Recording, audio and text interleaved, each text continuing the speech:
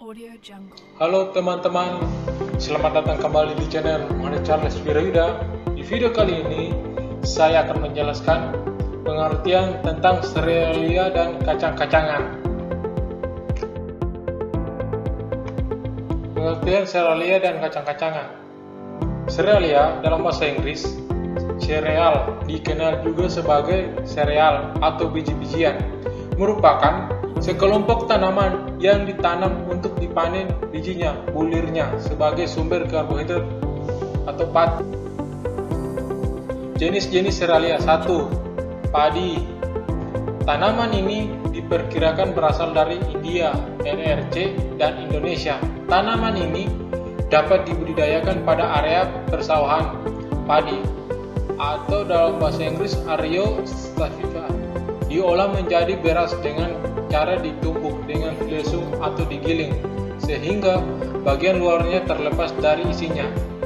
Di Indonesia, beras adalah sumber kalori 60 hingga 40% dan sumber protein 45 hingga 55%. Sumber karbohidrat utama selain gandum. Yang kedua, jagung. Jagung atau yang disebut giant maize merupakan salah satu tanaman pangan di dunia yang terpenting selain padi dan gandum. Jagung dapat tumbuh pada semua jenis tanah. Umur jagung dipanen pada saat berumur 50 hingga 60 hari setelah berbunga.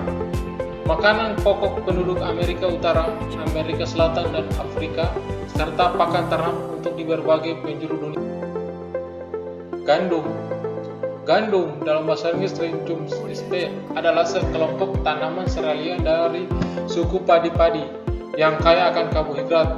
Gandum biasanya digunakan untuk memproduksi tepung, terigu, pakan ternak ataupun difermentasi untuk menghasilkan alkohol. Berdasarkan pengalihan arkeolog, diperkirakan gandum berasal dari daerah sekitar Laut Merah dan Laut Mediterania, yaitu daerah Turki, Syria, Irak, dan Iran. Sejarah Cina menunjukkan bahwa budidaya gandum telah ada sejak 2700 sebelum Masehi. Gandum juga mengandung protein, mineral, dan vitamin. 4. Barley. Barley atau Hardeum vulgar berasal dari Mesopotamia. Biji barley bisa difermentasikan menjadi bir, sedangkan tepungnya dapat digunakan sebagai bahan baku pembuatan kue, roti, dan makanan bayi dan sereal. Yang kelima, roge atau rye. Bentuk morfologi tanaman roge serupa dengan gandum, tetapi batangnya lebih tinggi dan besar. Akarnya lebih banyak bercabang dan daunnya lebih kasar. Biasanya, roge digunakan sebagai bahan pembuatan minuman keras whisky. Yang keenam, oats. Oats dalam bahasa Inggris Avena sativa dapat ditanam pada daerah dengan iklim yang basah. Tepungnya memiliki kadar serat yang halus yang bisa memperlancar pencernaan. Dahulu adalah makanan pokok orang-orang Skotlandia dan populer sebagai makanan ternak. Pernah populer sebagai makanan pengganti beras pada masa setelah perang. Yang ketujuh, jali. Merupakan sejenis serealia tropika dari suku padi-padian atau Poaceae. Asalnya adalah Asia Timur dan Malaysia, namun sekarang telah tersebar ke berbagai penjuru dunia. Beberapa varietas memiliki biji yang dapat dimakan dan dijadikan sumber karbohidrat dan juga obat. Kegunaan tanaman ini sebagai pembuat bir, tanaman hias, obat cacing, dan daunnya. Yang kedelapan, biji soba. Soba Bagoypran aeugospeum ditemukan di daerah dataran tinggi. Tanaman ini dimanfaatkan untuk menjadi tepung sebagai bahan pembuatan kue dan mie.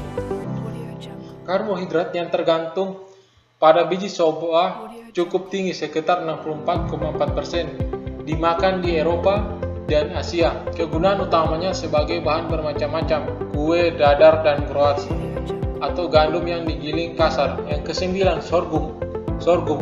Sorghum sp adalah tanaman berbagai yang dapat digunakan sebagai sumber pangan akan ternak dan industri.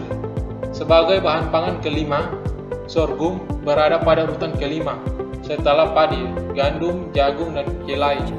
Makanan pokok penting di Asia Selatan dan Afrika Sahara. Sorghum di Indonesia belum terlalu banyak yang digunakan. Millet Setaria Thalia L merupakan sekelompok serealia yang memiliki bulir berukuran kecil. Penyebutan millet adalah semata untuk mengelompokkan berbagai serealia minor, bukan utama. Sorghum dan jail kadang-kadang dianggap millet. Millet pernah menjadi makanan pokok penting di Asia Selatan dan Afrika. Di Indonesia, tanaman ini disebut jewawut yang dikenal umumnya sebagai makanan burung. Tetapi di Amerika, millet justru diolah menjadi makanan berenang. Jenis-jenis kacang-kacangan dan biji-bijian. Pertama, kacang merah. Yang kedua, kacang tanah. Yang ketiga, kacang mede. Yang keempat, kacang kedelai. Yang kelima, almond. Yang keenam, kacang kenara hijau. Yang ketujuh, kacang hijau. Yang kedelapan, biji wijen. Yang kesembilan, biji bunga. Fungsi kacang-kacangan dan biji-bijian. Konsumsi kacang-kacangan efektif untuk menurunkan kadar kolesterol dalam darah. Hasil analisa terhadap 25 penelitian yang melibatkan 600 orang menunjukkan mengonsumsi kacang 67 gram setara kantong kecil setiap hari mampu menurunkan kadar kolesterol hingga 7,4%. Hasil olahan kacang-kacangan dan biji-bijian. Hasil olahan dari kacang-kacangan antara lain ampas tahu, minuman kacang hijau, tepung kacang kedelai, tepung kue, pati kacang hijau, tempe kedelai murni, tauca, susu kedelai, sari dele, bubuk, santan, kelapa diperas dengan air, tahu, bubuk, ancong, wijen bisa untuk roti atau makanan lainnya. Biji bunga matahari dapat dijadikan produk cemilan bagi anak-anak. Kandungan serealia. 1. Karbohidrat. Karbohidrat merupakan penyusun terbanyak dari serealia. Karbohidrat tersebut tersusun dari pati, pentose, selulosa, hemiselulosa, dan gula bebas.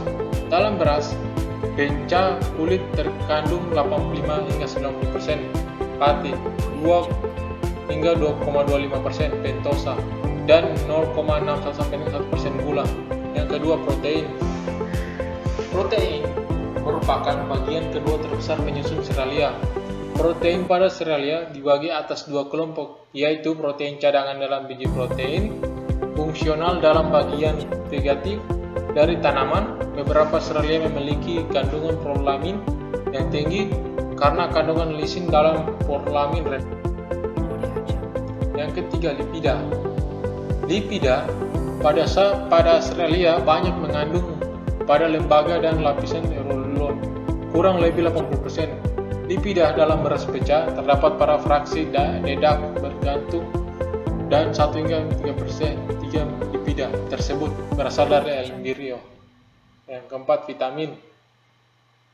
Kandungan vitamin utama pada serealia adalah asam bentonat B5, biotin B7, inositol, vitamin B12, cyanocobalamin, dan vitamin E tocopherol.